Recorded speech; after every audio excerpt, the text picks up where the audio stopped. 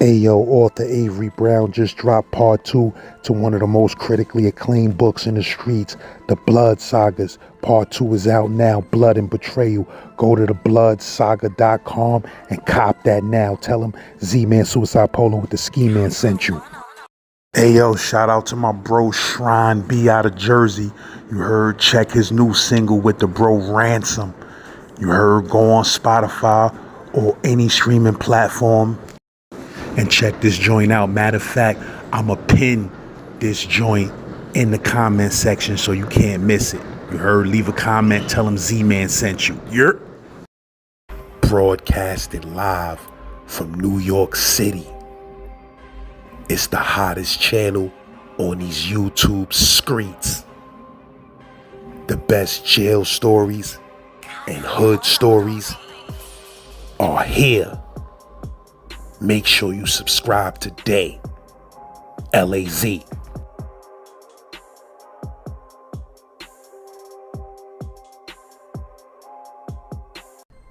Some broke my nose first shot.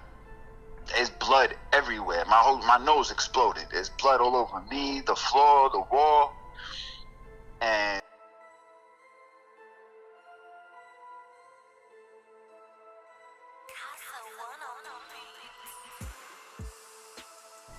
I get arrested, boom, and I go to the precinct that night. So while I'm in the precinct, I guess at whatever time in the morning, they brought some like younger black kid in. He was probably like 19. I think at the time he had gotten caught with like 2 ounces of bud. This is like 2017, so it wasn't quite legal yet, but I mean, it's 2 ounces of bud. It's your first time ever in trouble. Common sense says, mommy's coming to get you, you're gonna be all right. You know what I'm saying? I get it though, I get it. Everybody's first time getting locked up, the shit is it's nervous. You nerve-wrecked, like you don't know what to expect, all that. So I know I'm looking at fucking real time. Like I know I'm going up. So we taking a bus ride from the precinct now in the morning, and we heading over to the courts. And boy's tweaking a little bit. He's stressed out. So I'm trying to talk to him. I'm trying to let him know, like, listen, it's your first time ever in trouble. It's just bud. Basically, but you probably gonna get ROR today. Like it ain't about nothing, bro. You're gonna be all right. We talking up through it or whatever. Me and a couple other people. He just wouldn't shut the fuck up. Like, he just kept crying about his shit. I'm like, I got real shit. I'm like really, really stressed out about. Like I got shit to really be stressed about, and you bugging out over here over little 2 ounces of bud. So by the time we took the ride from the precinct to the courts, and when they take you, everybody's all chained together. So they bring us in this big bullpen. By the time they bring us in the bullpen, I'm basically like at the point where I'm like, yo, matter of fact, man, when they take these cuffs off, I'm gonna wash you up, give you something to cry about. And the dep happened to be walking by when I said it. Honestly, I don't even know what the fuck the first thing he said to me was. All I told him was, mind your fucking business. He's like, what? And I was in such a fucked up mood anyway. I'm like, you know what? I just threw the Frank at him. He said, all right. Now I know I fucked up. You know what I'm saying? Like, it came out, I was like, shit. But it was done already. I said how I felt. He spun off. And everybody in the boat, and they're like, oh. So, sure shit, he come back with like 5 other officers. They clear out the whole bullpen. They keep me cuffed up. They all surround me. And he's trying to give me a chance to bitch out and kind of take it back. Like, I don't think I heard you right. What did you say to me? I just can't. You heard last, my pride, my ego, I just couldn't be like, no, sir, you didn't. I said, you heard what the fuck I said. Suck my dick. He said, that's what I thought you said. Yo, they all just grabbed on me, and I swear to God, they put lead in their fucking gloves, bro. He hit me so fucking hard. Some broke my nose first shot. There's blood everywhere. My nose exploded. There's blood all over me, the floor, the wall. And my left knee kind of like buckled out a little bit, so I kind of went down a little, but I stopped myself, and he went to grab my shoulder, and I shook him off. And I stood up straight in front of him. He's like, you got something else to say? I was like, yeah, I've been hit harder. I just had like this smirk on my face. I just knew it was coming. This nigga hit me so fucking hard again. Ow! Everybody's holding on to me. Same shit. My knee kind of buckle a little bit. I kind of go down. Now my shit is fucked up. I get up again. He's like, "What else you want to say?" I'm like, "Yo, just go get me something to clean myself up with, man." So this is Suffolk County? This is Suffolk County bullpens under the CI court. It's only one Suffolk County jail though, right? Nah, there's 2 Suffolk County jails. There's Riverhead and there's Yaphank. And there's 2 Suffolk County courts. So when you go to CI court, that's for the lesser charges, or when you first get arrested and you're going to get arraigned, or if you got some like bullshit, light shit or whatever, you'll keep going back and forth there. But once you get really indicted, that's when you go to Riverhead court. That's when you go to Big Boy court. Which one was this at? This was Riverhead? Nah, this was the day after I got arrested. So I was just going to court to get arraigned. I was just going to CI court just for arraignment.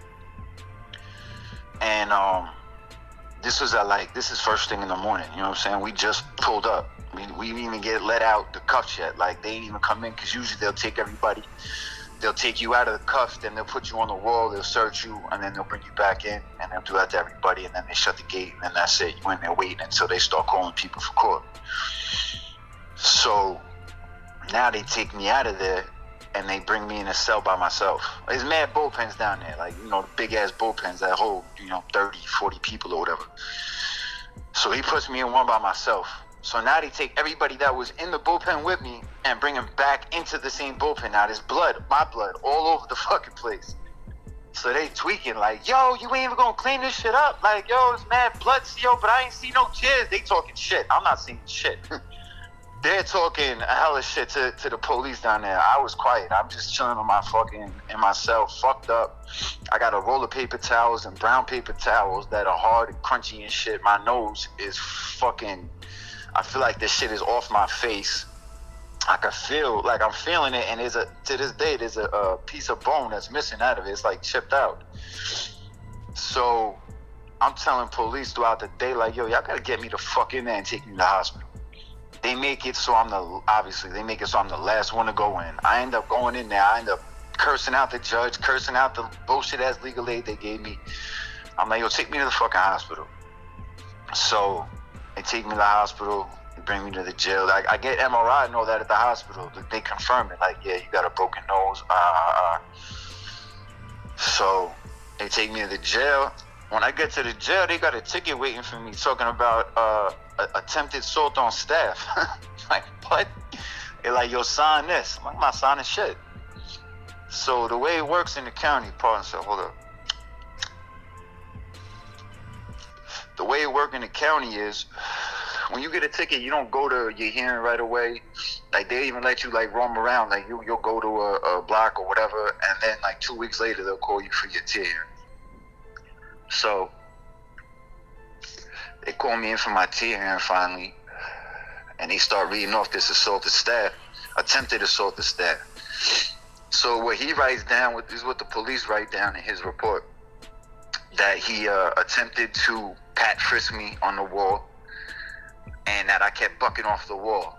And I bucked off the wall, and I hit him with my elbow, knocked him over. So he had no choice but to jump on top of me to subdue me. And once they got me under control and they were able to finally search me, they found that I had smuggled tissue from the precinct to the court. That was their story. Smuggled tissue? Yeah, not drugs, no weapons. I went through all that because I had tissue in my long johns coming from the precinct. Facts.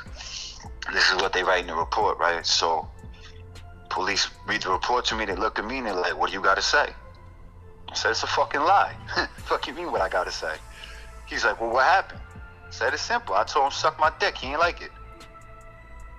"Well, we're gonna have to go with what the officer says, so 60 days in a box." I said, "All right." So that's how I started my bid off, right? Getting my nose broke and doing 60 days in a box. 60 days in the box where? In Riverhead. So Yaphank doesn't have a box. If you get in trouble in Yaphank, all your hearings are going to be in Riverhead because they're the only one that got a box. Riverhead's got 5 floors. The fifth floor, I don't know how it is no more because I haven't been back there since 2018. But the fifth floor used to be for the girls. Then the fourth floor was gangland. On the west side was the more serious, like murder, shit like that. Or the east side, my bad. The east side was for more shit like that. And the west side was just knuckleheads that was up there, just always in trouble, fighting, gangbang, doing all that shit. And then that was the east and the west side. There was a south side. There's three blocks to every floor. The south side on the fourth floor, that's the box. And it's got two sides to it. The east side of it, the west side. So there's like, 20 cells on each side. Then in the back of the box, they got the plexiglass shit. Like the last 5 cells got like the spit glass. So the thick plexiglass, you can't throw shit or spit on police or whatever.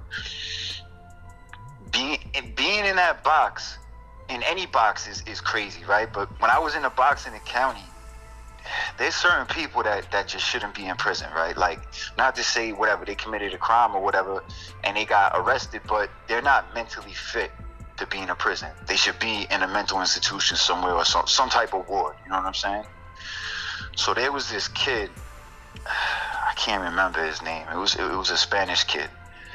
And he ran over some old lady. He was wilding. I don't even know if he was under the influence. I think he was just having a mental break. You know, he was having like an episode of or whatever his diagnosis was. Long story short, he ran an old lady over and he killed her. So now, he ends up in a box with us. Son is a straight caveman. Not showering. Starting to stink crazy. He's a big boy, you know what I'm saying, too. So he's stinking crazy. So niggas is telling him on the gallery, like, yo, bro, if you don't jump in the shower, you're not gonna get fed, bro. You on Ramadan, that's it. So the first day he showered, and I'll be honest with you, lads, I'm not even sure he actually showered. I think he just jumped in the shower. Like, I don't think he even used soap or nothing. I think he got wet and just came out. So he got fed that day. Next day, he stopped showering again. So he didn't get fed. So now he's screaming, yelling, and hollering for the COs and all that. He ain't getting my tray. So the next morning, same shit. He don't get fed. So he think he's slick. He try to, motherfuckers play games in the box with piss, with shit.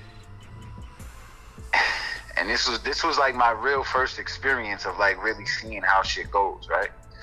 So he got his milk container. He must have pissed in his milk container and tried to piss down the feed up the porter, right? Like I don't even know what to call them, but they don't feed us. Police don't feed you. The inmates feed. So whoever's locked up, somebody will get the morning card, somebody will get the lunch card, somebody will get the night card for dinner, and you feed up the inmates. So whoever was feeding, one of the homies that was feeding was on point with it. So he kind of like got out the way quick, and he missed most of it. He kind of got like the corner of the cart, right? So now the whole gallery is on fire because they like, yo, you just fucked up part of the trays. Like, now the motherfuckers can't eat. So they got these things called 40 ounces, right? Every morning when you get breakfast, you get a couple of 40 ounces for the gallery. That's like some type of juice, fruit punch or whatever they got, apple juice, whatever. So motherfuckers took the top off that shit, and everybody pissed in it. Couple niggas shit in it, and filled the whole thing up. So now you got a whole 40 ounce full of wild, different people's piss and shit. And the porter comes by boy's cell and fake 48 fakes him out type shit, like pulls the card up and pulls it back, and the kid shoots his shot, misses. You see some piss fly out the company. And then that just gave the porter all the time in the world to just literally stand right in front of his cell and just shit this motherfucker down, right? Not thinking of the consequences, like what happens after you shit a motherfucker down in your company. Now you got somebody's whole cell smelling like shit. And he's a bug out. So son ain't even trying to like clean nothing up. Like he got no sheets on his mattress and just sat in his bed like it was nothing. Like I don't even know how to put this shit into words, lads, for real. Like, so now police pull up on the company like, what the fuck? Gotta call the special inmates in the building that clean up all like the blood and shit and all this other nasty shit. They gotta call them down there, extract the kid out of his cell. They put him in suicide watch, and he gotta wipe it and clean his whole cell out. That shit was like an eye opener to me, right? That situation, and I learned a valuable lesson: never to beef with your neighbor in the box, like especially in a box that's like as if like you were in Clinton, because that's how it's set up, like cells just next to each other with bars, so you could reach out and like reach into your neighbor's cell if you had to, you know what I mean? So I'm sleeping one night, and my neighbor, I swear to God, you'd have thought someone was King Kong if you ain't seen him. Yo, he talked like he was 7 feet tall, 400 pounds solid. Like he talked like he was a straight monster, but in reality, when you see son, he's like 4'11", probably like 100 pounds soaking wet. Big ass bassy voice, right? And he was cool when he first came up there. He knew somebody from Bellport. He was like all right for a day or two, and I don't know. He was young. He had a big mouth on him. And he just got himself in some shit. You know, in a box, motherfuckers ain't got nothing to do but just talk shit all day anyway. He gets himself into some shit. Next thing you know, everybody's flipping on him. I stayed out of it, and somehow he ended up bringing me into it for a second anyway. I might have said something to him real quick back and forth. I didn't even think nothing of it. I went to sleep. Next thing I know, I hear motherfuckers screaming at me on the gallery. Yo, Ghost, get up. Yo, get up. I think I'm dreaming, right? You know when you like in that half dream state, I get up, like, what the fuck? They're like, yo, he trying to piss you down. I'm like, what? I get up, I get my senses about me, I start looking, I see like on my floor, like he missed everything, but I could see the puddle on my floor.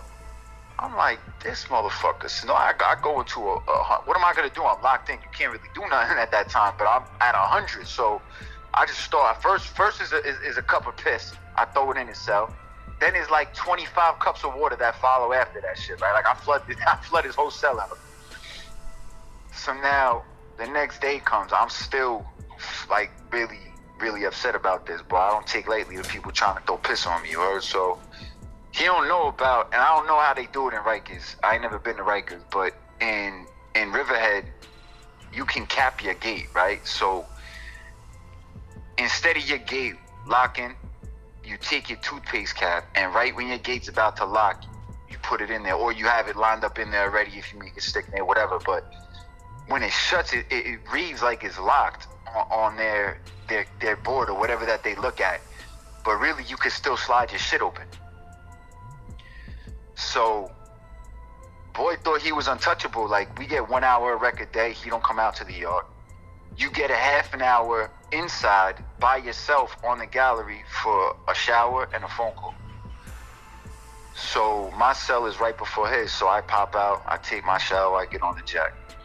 I lock in. So, he thinks I lock in. And I cap my gate. So, now he's walking past me, smiling, thinking he's safe, you know what I'm saying? He feels comfortable. I let him get on the phone for a minute. He's talking to whoever. He turned his back. As soon as he turned his back, I popped the gate open, just slid right in on him. By the time he turned around, I was already popping on him. It was lit. Drilled him real quick on the company. Ran back, shut the gate. COs came onto the company. He pulled a stunt. He tried telling them he got beat up. They didn't want to hear it because they didn't like him because he had a big mouth anyway. So then he's like, yo, I want to kill myself. I don't want to live no more. You know, they gotta listen when you say that shit. That's the easy way out type shit. Like, they gotta come grab you up. They gotta put you in a 72-hour hold observation. But they violated something because when they were done with that, like I said, the box is only an east side and a west side. Like, so obviously we could scream at each other either around the corner, through the vents. Like, it's super quiet up there. There's nothing else going on but motherfuckers sitting there possibly reading a book if you're lucky enough to get one. So they sent him right back to the other side. So as soon as we found out he was back on the other side, he just sent word over there like, yo, I said, boys on Ramadan. And he ended up checking in again for suicide. And honestly, I don't know what happened to him after that. But that shit taught me a valuable lesson. Like, can't be beefing with your neighbors in a situation like that. It's too easy to get got. You know what I'm saying? Like, gotta go to sleep sometime. Motherfucker try to piss you down for some stupid shit, and that shit turns into something else. Then what where else did I want to go with that? I want to lose my train of thought. So now I was in the county still. This is still in the county.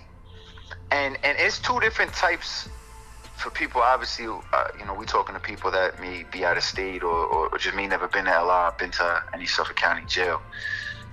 The two jails are completely different. Riverhead is more of like a maximum jail. Like everything in Riverhead is mainly floors and cells. And there's maybe like, I think in like the first floor there's like a gym or something, like might get put in a gym if they're overpopulated or whatever, but mainly it's all cells.